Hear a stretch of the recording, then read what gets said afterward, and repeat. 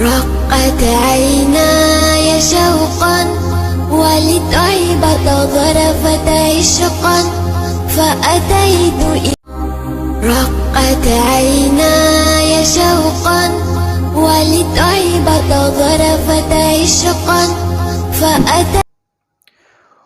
احد کے میدان کے اندر زمین و آسمان نے ایک نظارہ یہ بھی دیکھا کہ جب حضرت محمد مصطفیٰ صلی اللہ علیہ وسلم نے اپنی تلوار کو فضا میں لہرا کے فرمایا کہ من یأخذ ھذا السیف بحقہ، کون ہے کہ جو اس تلوار کو لے کر اس کا حق ادا کرے۔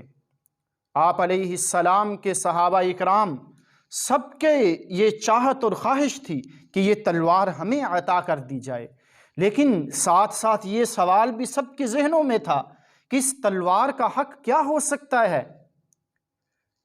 آپ علیہ السلام نے پھر اعلان کیا۔ اتنے میں حضرت عمر ابن خطاب رضی اللہ تعالیٰ عنہ مجمع میں سے ابھرتے ہیں، عرض کی یا رسول اللہ آپ یہ تلوار مجھے دے دیجئے۔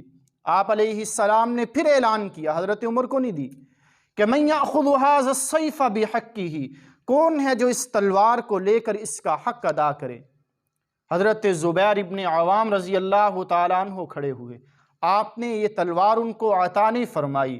پھر ایک صحابی حضرت ابو دجانہ سماک ابن خرشہ رضی اللہ تعالیٰ عنہ کھڑے ہوتے ہیں، عرض کی کہ یا رسول اللہ اس تلوار کا حق کیا ہے؟ کہ آپ علیہ السلام نے فرمایا کہ تلوار کو لے کر اس کا حق ادا کرے۔ یا رسول اللہ اس تلوار کا حق کیا ہے؟ آپ علیہ السلام نے فرمایا کہ ان تضرب بہ العدو حتی ینحنی، کہ جب تک یہ تلوار ٹوٹے نہیں، ٹیڑھی نہیں ہو جائے، تب تک تو دشمنوں کے ساتھ اس تلوار سے لڑتا رہے، یہ اس تلوار کا حق ہے۔ حضرت ابو دجانہ رضی اللہ عنہ نے عرض کی کہ یا رسول اللہ آپ یہ تلوار مجھے دے دیجئے۔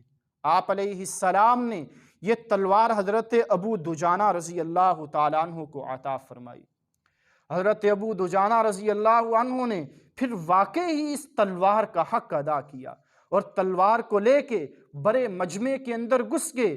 پھر زمین و آسمان نے حضرت ابو دجانہ رضی اللہ تعالیٰ عنہ کی بہادری کو دیکھا کہ حضور اکرم صلی اللہ علیہ وسلم خود احد کے میدان میں زخمی تھے اور زخموں کی حالت میں چور۔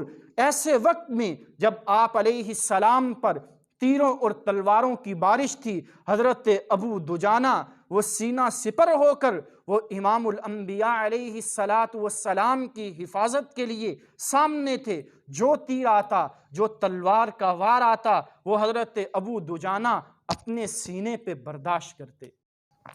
حضرت ابو دجانہ رضی اللہ تعالیٰ عنہ تلوار ہاتھ میں لیے کفار کے لشکر کے اندر گھس گئے، بڑے بڑے سرداروں کے سر تن سے جدا کر دیے، اور ساتھ ساتھ یہ اشعار بھی پڑھ رہے ہیں کہ انا الذی عاہدانی خلیلی ونحن بالصفح لدى النخیل لا اقوم الدہر فی القبول اضرب بسیف اللہ والرسول، کہ میں وہ شخص ہوں کہ جس سے اس پہاڑ کے دامن کے اندر کھجوروں کے درخت کے سائے کے اندر میرے حبیب نے عہد و پیمان لیے تھے۔ کیا عہد و پیمان لیے تھے؟ کہ میں اس تلوار کے ذریعے سے وہ آخری دم تک، آخری صفوں تک لڑتا رہوں گا، اور میں اللہ اور اس کے رسول کی عطا کردہ تلوار کو برابر چلاتا رہوں گا۔